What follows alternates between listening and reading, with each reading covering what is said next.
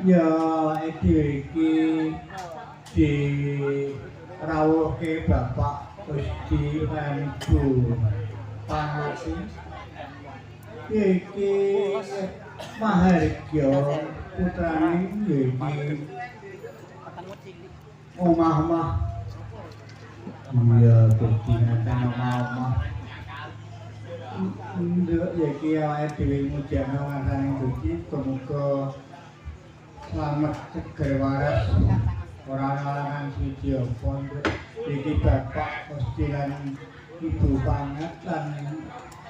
iki Muhammad sapa mau nduk kasing aku Kacang tapek nang lan Mbak Asyah ya itu juga jadi keluarga Sakinah Mawaddah Warahmah ya iya jenenge kuwi kudu iki artine lho ya Mawaddah Warahmah Ibana piringnya wis enak ya asin iki Mawaddah iki wong loro durung dadi siji artine durung apa iki kumpul dadi siji mergo lagi Sakinah yen wis Mawaddah ki kumpul ati loro dadi siji ana klerene sing lanang ana kurane sing lanang Mas Muhammad kepikir iki Ibu Asyaya paling pangapura paling nombok kekurangane kuwi lagi Mawaddah yen durung kumpul lagi Sakinah ya ya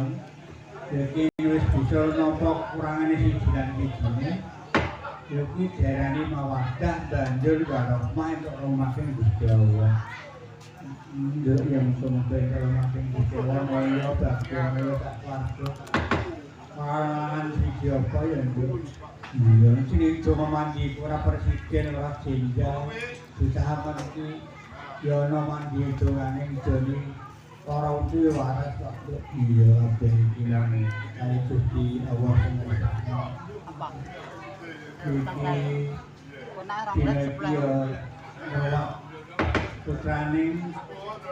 Bapak Gusti Pocakae kuwi mau untuk rukun lawan sedulure ra padha deg-degan ngono ya awake mujekke kudu disarati ora sengkala saka kulon bali mulon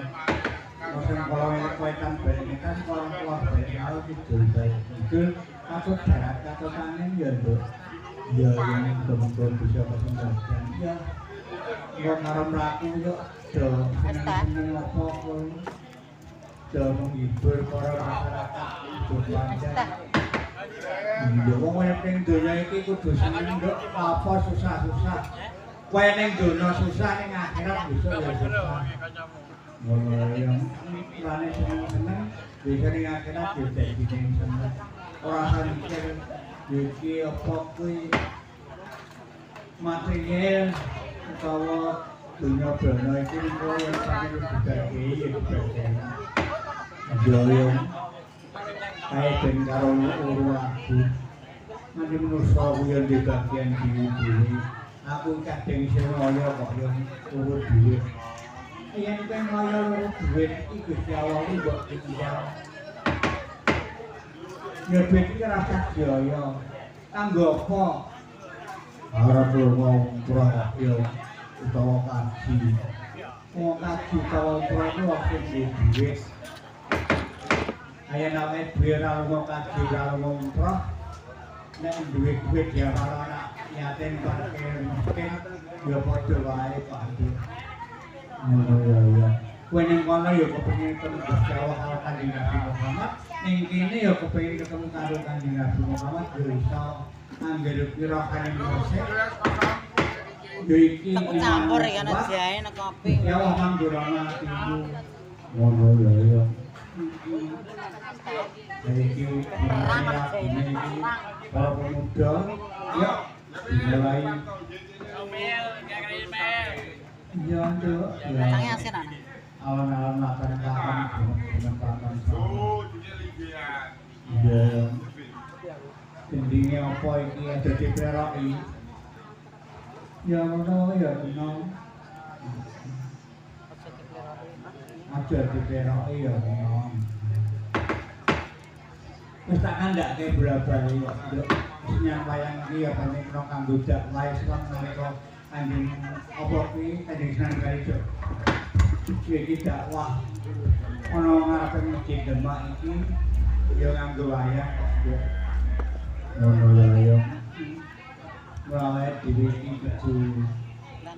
kadang sing ora ngerti aja nang wayang alam. Terus sing kudu ngerti. Sing jarane karan iki ora kok nonton wayange. Sing jarane karan iki sing nonton karo sing nonton padha lirikan. Tekan lemah krawus-krawusan karo bojone. Ayo nonton wayang ningali critane Bapak Dalang sing apik gendul, sing ora dibuang ya Bapak Dalang abikan oleh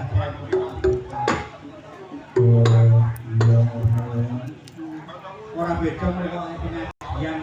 ini orang ngrungokke dawuh Bapak Kyai ya tanpa guna.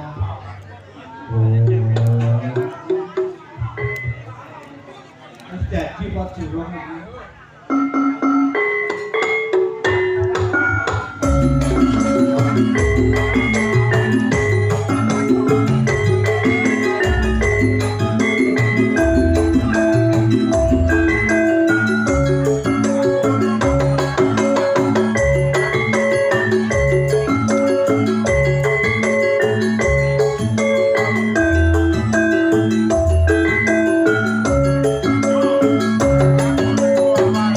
Sure.